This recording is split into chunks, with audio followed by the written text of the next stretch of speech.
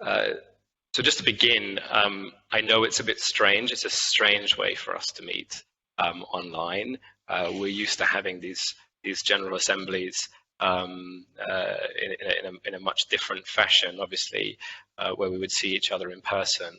I am sorry that we couldn't meet in person. Obviously, the coronavirus crisis has made that impossible. But the aim is to have a really good, productive General Assembly online as best we can this year. And then early next year, hopefully the coronavirus crisis will have passed, travel will be open, and we'll have an in-person meeting earlier next year. The thinking there is that February of 1991 was the year of our birth, and February 2021 is our 30th anniversary. And so what we would end up doing is having a more traditional in-person General Assembly then, at which we'll have the elections for the presidency and all sort of the things, the welcome ceremony, the sort of official exchanging of flags ceremony and whatnot, with all of the new members.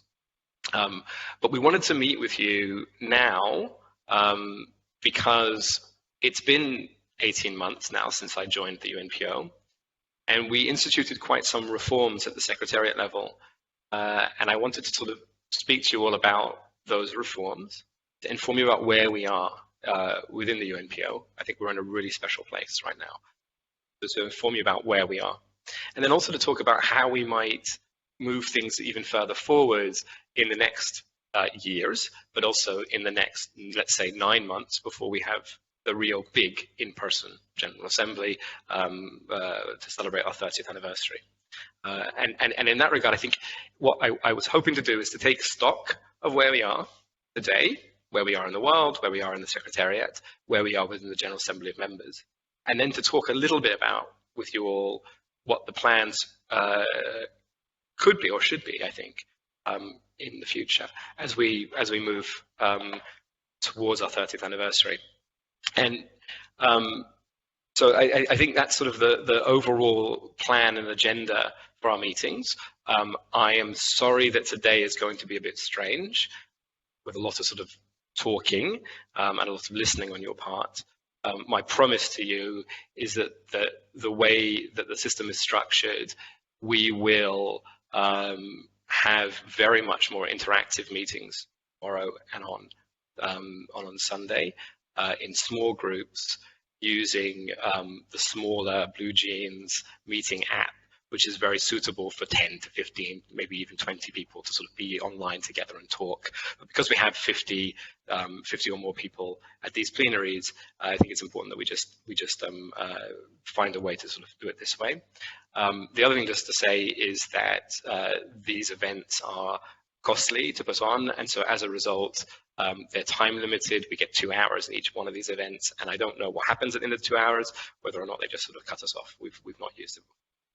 We'll see how it goes. But anyway, thank you for that. Thank you for your patience with us. Right at this very moment, I was to hand over to our president, Nasser Baladai, who's been with us as we've instituted these reforms, almost on a day-to-day basis. Been one of the greatest partners that I could have ever imagined having, taking over this organization. And the aim was for Nasser to give us a welcome speech right now. He's here as an attendee, and I just cannot get him in for some reason as a presenter. Nasser, if you are listening, maybe you can leave and then maybe try and come back. We're using the invitation that you received. You may have used, instead of the invitation, a link, but if you could use the invitation you received, that might work. Otherwise, you can see here I've asked you to join us live, and there should be a button somewhere on your browser that says to join us live. But with not having Nasser here to speak, it is for me to welcome you all, and I do that with sort of great joy, actually. It's my first opportunity to meet you all together and to talk to you about where I think we are at the UNPO. It has been too long since our last General Assembly. We tried to delay it for the coronavirus crisis. It did not work out. But we're really pleased to finally have you all gathered together and to give us an opportunity to talk through some of the things that have happened in the world at the UNPO since we last met in Savoy in September of 2018. So I think, as you all know, my first 3-year term of appointment began in September of 2018 in Savoy. And then I started working at UNPO in January of 2019. But because of the sort of financial issues that we were dealing with at the time, I moved very quickly, working with the presidency, to a much more part-time arrangement from May of last year, and have been working in that capacity to this date. But thankfully, because of the real success that we've had in putting together the reform package for the UNPO Secretariat, put our finances in order, and they are in order.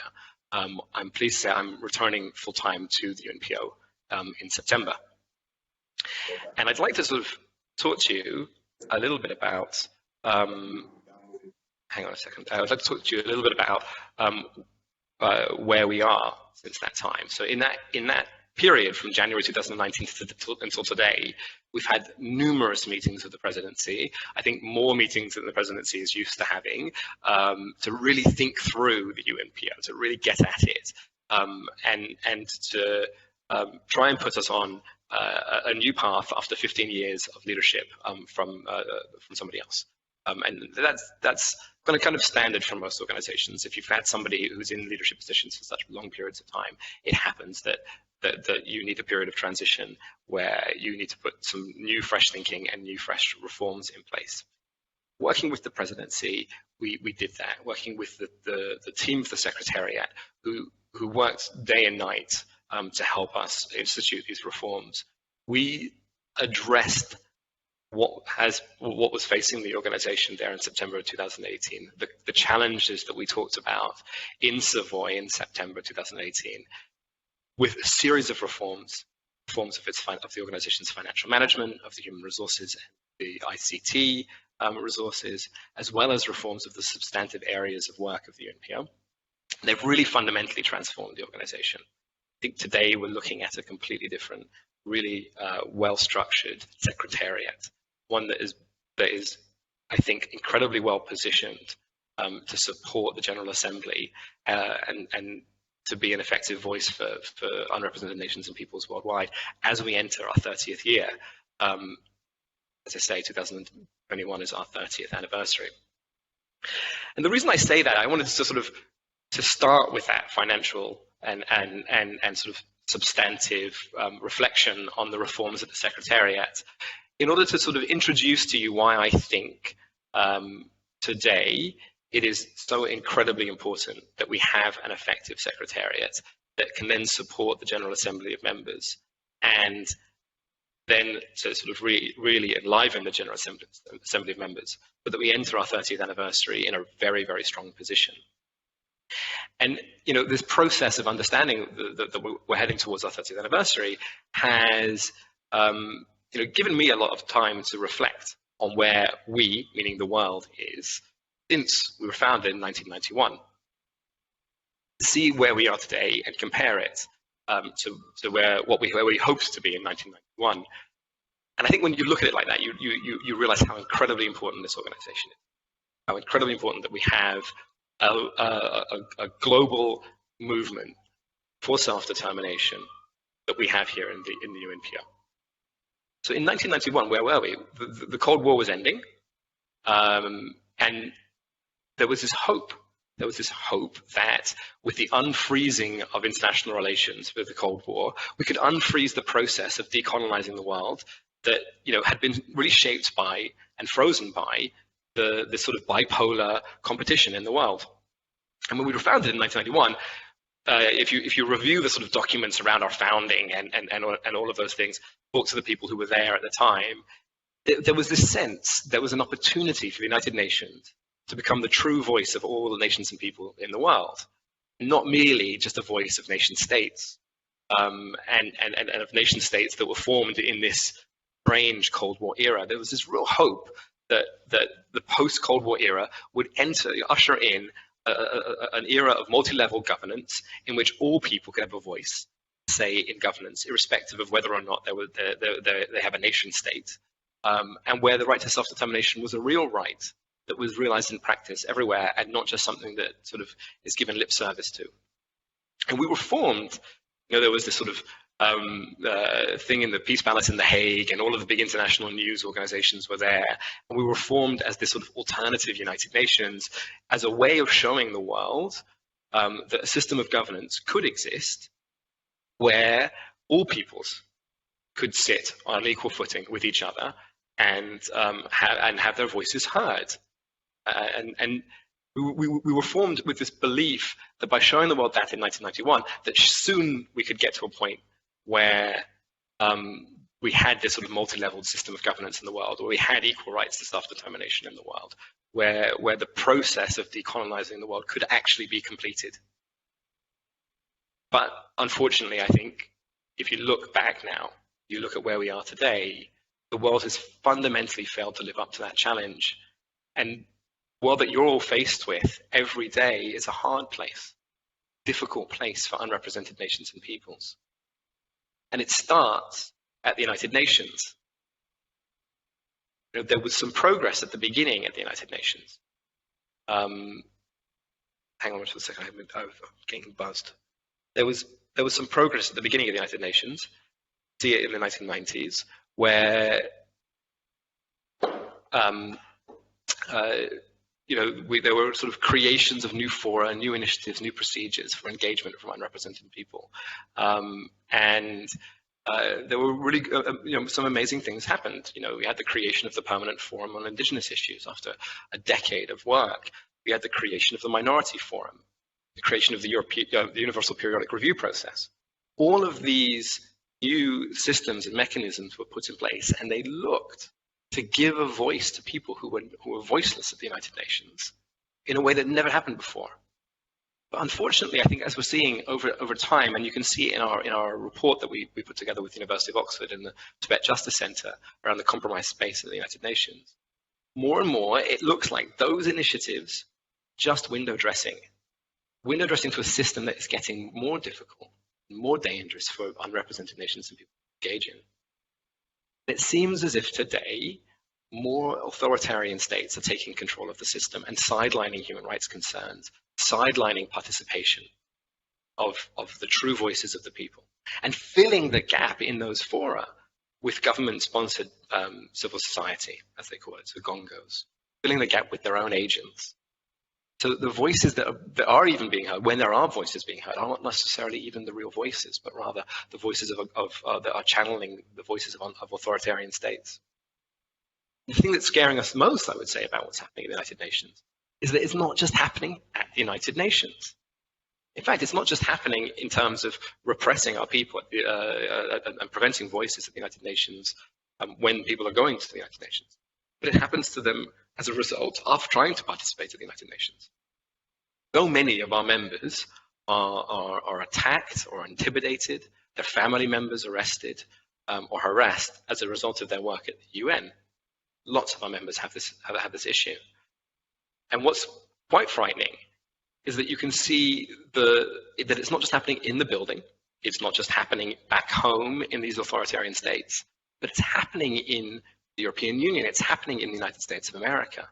We're seeing increased attacks by governments such as Iran, China, Pakistan, and Russia on communities living or working or traveling through liberal democracies.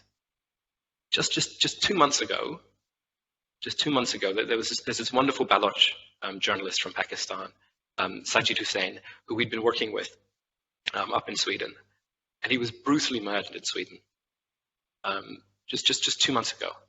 You all are aware that Dolkan Issa, our vice president, has been pretty much endlessly harassed and chased around Europe by China because of the way it's abused its Interpol Red Notice system. And his family back home have been put into concentration camps. He's lost family members. He's lost his mother there. I mean, it's really just an incredibly terrible situation. And for all of our members from Iran, I mean, you all know full well how dangerous it is, even in the European Union, to be a critic of the government, as the government is bringing its concept of sort of state-sponsored terrorism to Europe and attacking minorities wherever they are. We're seeing attacks within Europe. And it's frightening to see that. We're seeing some good progress in some ways. So we're seeing the US has passed the Uyghur Human Rights Policy Act, which is instructing the security services to protect the people, the Uyghur people who are in the United States, residents and citizens. It's a really amazing step, but we need to see it spread to cover more than just the Uyghur people, to spread to cover all people who are under threat, as well as spread into Europe, where we're not seeing that kind of level of coordination to protect our people. Then on the other hand, we've got the European Union doing more now, I think, at the United Nations to try and push back at the way that they're trying to close, authoritarian states are trying to close the voice of the people at the United Nations. But they're not doing enough in the United States. The US has withdrawn itself from the UN Human Rights Mechanism. So you can see that now, while there's some progress, we're not in a great place with the United Nations, unfortunately. And unfortunately, it doesn't look like there's a good coordinated effort to push back against authoritarianism. That kind of leads me to the second big problem that I think we're faced with today that we weren't necessarily faced with in 1991, and that is this multipolar world that we're living in. So we used to have this idea that the end of the Cold War would bring in this multi-level system of governance where we wouldn't have these two big players sort of pushing and competing for influence. But actually, we've gone backwards in time, not forwards, I think. The world today looks more like the world in the colonial era with the scramble for Africa and all the other types of scrambles for influence around the world than it does the world that we hoped that would come out of the changes at the end of the Cold War. So we're seeing everywhere, particularly sort of the big four, the USA, European Union, Russia, and China, competing for influence within smaller states everywhere. And we're seeing them use trade, investment, and aid policies as the sort of the terms of that contest, as a way of sort of leading that contest forward. And the net result of that, competing for influence, is that we're seeing human rights, particularly the human rights of our people, of unrepresented nations and people, being thrown out of the window. The best way to see this is to look at the Belt and Road Initiative being pushed around the world. Human rights, free loans and investments going to smaller countries, and as a way of competing. Now I kind of I'll try and do it relatively quickly on this, but it's all in the report. But you know, so we have this issue with the United Nations becoming a harder place for us to work, and we also have a bigger issue that's happening in the world, not just at the United Nations, but the way that the international system has not turned into the multi-level governance system that we expected, but rather turned into a world that is multipolar, that has, in particular, 4 big states that are, competing for influence all over the world, and that is the European Union, the USA, Russia, and China. And I guess the point that I was trying to get across there, and I don't know if it made it across, is that the net consequence of that multipolar world is that the world today looks a lot more like the pre-colonial era than it does what we'd hoped it would look like in 1991. It looks more like the scramble for Africa than anything else, where these big countries are competing for influence and using trade and investment and aid policies to compete for influence. And the ultimate sort of example of that is how China's Belt and Road Initiative, on the one hand, is meeting with attempts at influence from the USA and the European Union. And what we're finding is that because China is out there giving human rights free loans and technical assistance and investment to smaller countries, the conditionality on human rights that's coming from the USA and the European Union is being watered down. And the net result is that wherever BRI goes, the repressive model that we're seeing China use against its own minorities and its own people So the model that's being used to repress and suppress the Uyghur people and the Southern Mongolians and Tibetan people, and more recently the people in Hong Kong, those sort of tools are increasingly being used by client states, by smaller countries, and we're not seeing enough pressure coming back against that from the European Union and the USA because of concerns of trying to sort of buy influence in these countries also.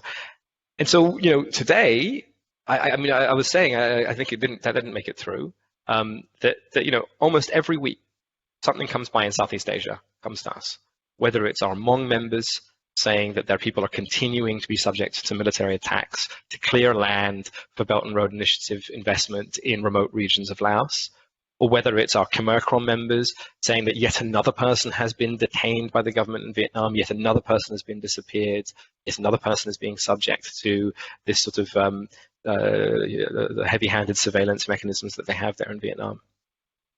And not a day seems to go by where our members from Pakistan are calling us and talking to us about what's happening with the China-Pakistan economic corridor, and showing us that no matter what happens with that investment policy, it is the unrepresented nations and peoples who sit on the land where the Belt and Road Initiative is going that are getting squashed by it.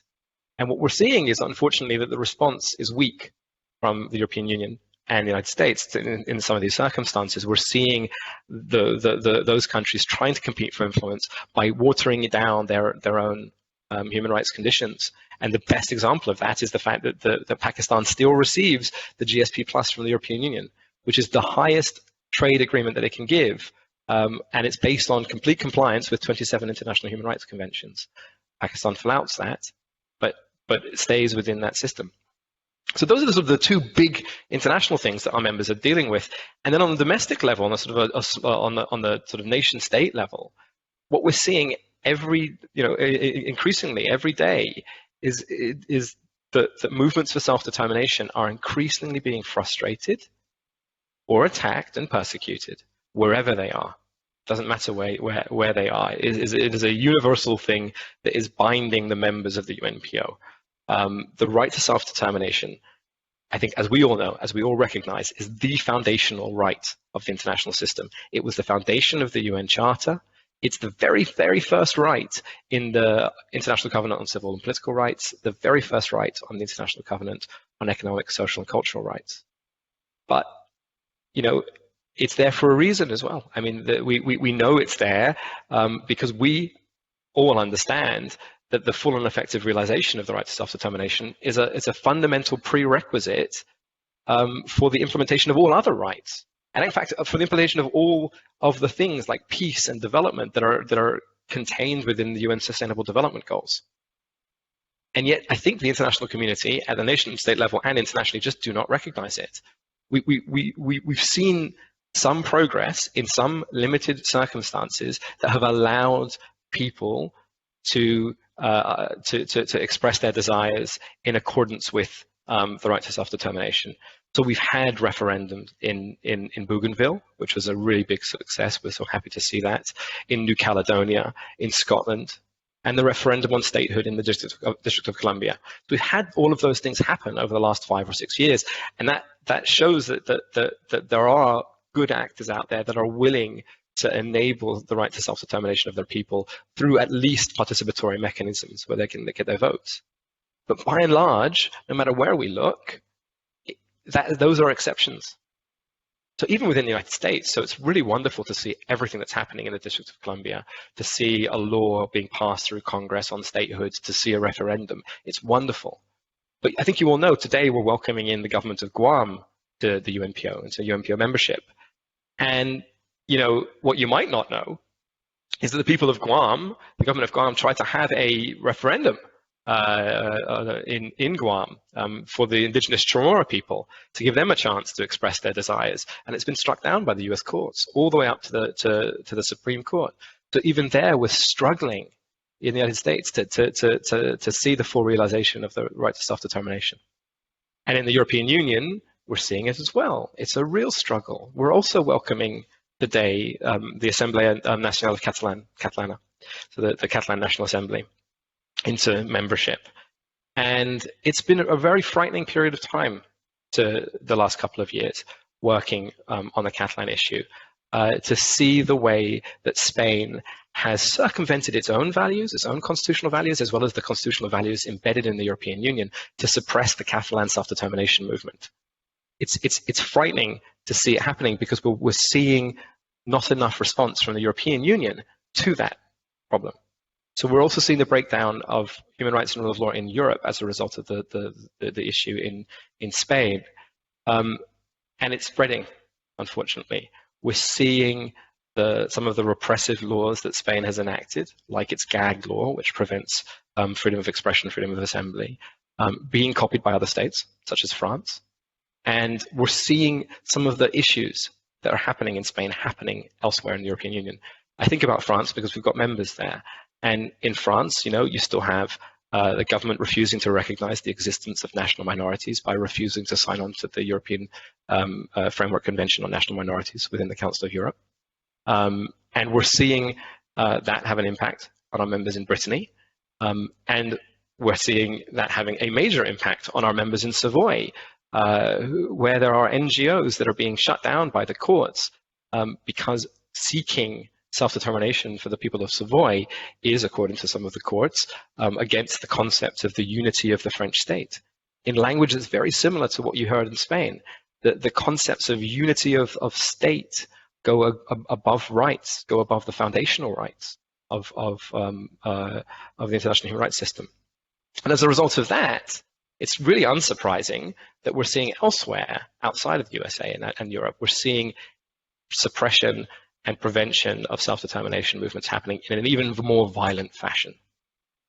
So today in Ethiopia, we find that our own Dr. Galeta, who's a presidency member, is arrested. The government has stopped internet communications or telecommunications under the cover of coronavirus and is postponing the elections and suppressing its people.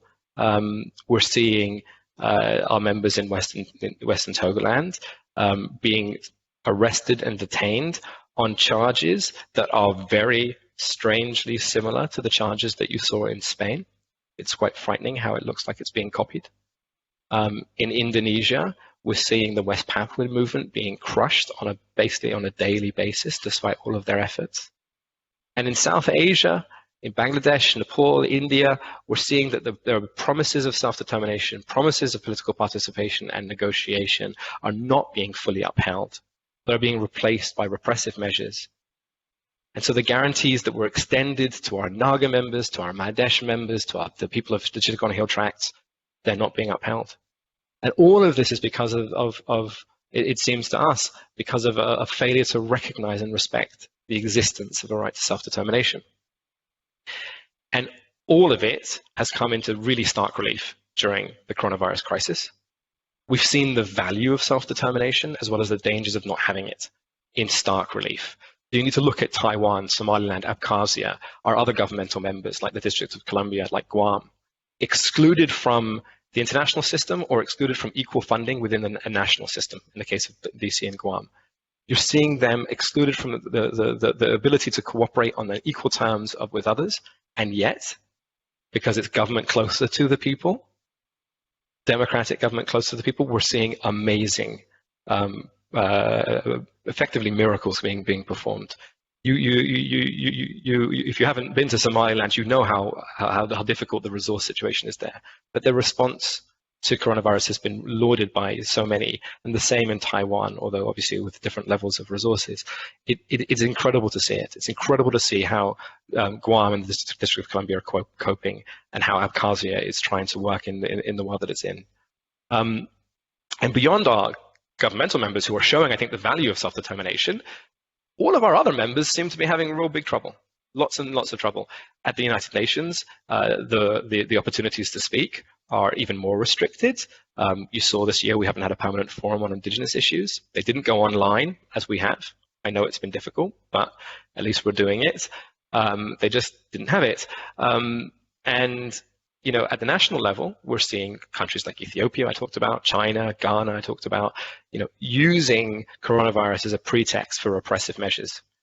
that we're seeing what happens to people when they don't have self-determination, how vulnerable they are as a result of coronavirus, as well as seeing how less vulnerable they are when self-determination is better granted to people, such as in cases like Taiwan and Somaliland, who need now to be included in the international system, and I think have proven their bona fides there with the coronavirus crisis. And my whole purpose of my talk, anyway, was to say that because of all of these crises, because of all of this big challenges that we're facing in the international system, we need a UNPO that is effective and that is the right voice, that is the voice of the non-violent self-determination movement of the world. We need the UNPO more than we've ever needed it. And the urgency with which we implemented these reforms of the UNPO, and I'll talk about them more in the small group sessions in the next couple of days, but the urgency with which we implemented those reforms was because we did not want to enter our 30th anniversary without a secretariat that was fit for the task, without a secretariat that was fit to have the honor of being the secretariat for this institution. And I think we're there now. We still have challenges ahead of us as a secretariat, of course we do, but I think we are there now. We're in much better financial control, a much better financial situation. We've got staff performing dedicated, specialized tasks such as finance administration, policy research and communication, staff located before the United Nations, in North America, and here in Brussels. We've never, I think, been in such a strong position, even though we're small, to help the General Assembly to be the thing that it can be, to be the vision of what an international system could be. And so I think that is where we are within the Secretariat. And the next phase is to really get the General Assembly going again, and to make it something that is more than a meeting every 18 months. It's something that is consistently working together with binding the members together, giving you all a concrete role within all of the work that we're doing. And so at this General Assembly, our aim is to sort of start that process. So to talk to you about the reforms that we've implemented at the Secretariat, and then try to create committees and working groups within the General Assembly so that we can be together more frequently, so that we can communicate more frequently, so that we can have joint resolutions more frequently. The aim is to really enliven the General Assembly using this General Assembly. And if we can do that over the next 9 months and prove the point, my hope is that we can enter our 30th anniversary, have a big 30th anniversary celebration, a world congress of unrepresented nations and peoples, if you will, where we would bring everybody together, not just our members, talk about us. But we could enter that period in an incredibly strong position as an organization. That's my hope. But before I hand it over to Nasser, I just want to say that sadly, as we enter that 30th anniversary year, we won't be joined by two of the more important people in our history, and that is both, unfortunately, from the Tibetan people. In the last 18 months or 2 years since the General Assembly, we've lost Lodi Kyari, who was one of our founders, and we've lost Ngawang Chopal, our president between 2010 and 2017. And we're going to be entering our 30th anniversary without them. And I feel that we're going to be entering that without something very meaningful for us, because these two people made huge contributions to the UNPO, to the cause of the Tibetan people, and to human rights more generally, I would say. So they'll be very, very missed. I hope that next year we can find a way to properly commemorate them. Beyond that, we do have reasons to celebrate, beyond our reforms, beyond the good situation that we're in that regard. We have reasons to celebrate. We are being recognized as an important and august institution for the international community. Our founding General Secretary, Michael van Hout van Praag, was just awarded the Dutch government's highest civilian honor for all of his work. And it was all of his work very expressly on behalf of unrepresented nations and peoples, the recognition of the importance of his work. Our Vice President, Dolken Issa, was last year awarded the National Endowment for Democracy Prize in honor of all of his tireless efforts on behalf of the Uyghur people. This is a recognition that is long overdue, and it's wonderful to see. And I think you all know Biram Dal Abed. He's the leader of the Haratian movement, the movement for the abolition of slavery in Mauritania. And he was really recently awarded the Geneva Summit Courage Prize as sort of a reflection of all the risks that he takes to end slavery and to empower the Haratian people. And then looking beyond our members, we have today and throughout the conference, Professor Fiona Mcconnell, who is probably our longest standing academic supporter. And Fiona was just awarded the Leverhulme Prize, which is an amazing distinction for an academic to receive, and will allow her to continue her really groundbreaking work on the international diplomacy of unrepresented nations and peoples, so on the work that you're all doing. So I think these recognitions show that what we have is a really amazing group of supporters and members within the UNPO. And at some point throughout the General Assembly, I hope you can find time to congratulate them. We also have a big reason to celebrate, which is what's going to happen after I speak, which is that we're going to bring into the membership 5 new members today that I think are truly emblematic members of the non-violent movement for self-determination around the world. It is absolute honor for us to be joined by the movement for the actualization of the sovereign state of Biafra, who will be representing the Biafran people, the Assemblea Nacional Catalana, who will be representing the Catalan people, the government of Guam, who will be representing the people of Guam, the World Yoruba Congress for the Yoruba people, and the movement for the survival of the river races of Zambezia, who are representing the indigenous people living between the Zambezi River and north of the Kalahari. These members are major issues. I think they really represent major issues in the post-colonial international world order. And they're really leading non-violent and human rights respecting efforts for the realization of equal rights to self-determination of their people. So they're going to bring a lot to the UNPO, just as much as they're going to gain from it. So I'm really very happy to be welcoming them here. And so I think we do have a lot to celebrate. I think we have a reformed General Secretariat, better capable of helping the members. We have, and helping underrepresented people generally. We have more and more members joining us, incredible members like the ones that will be coming in after this.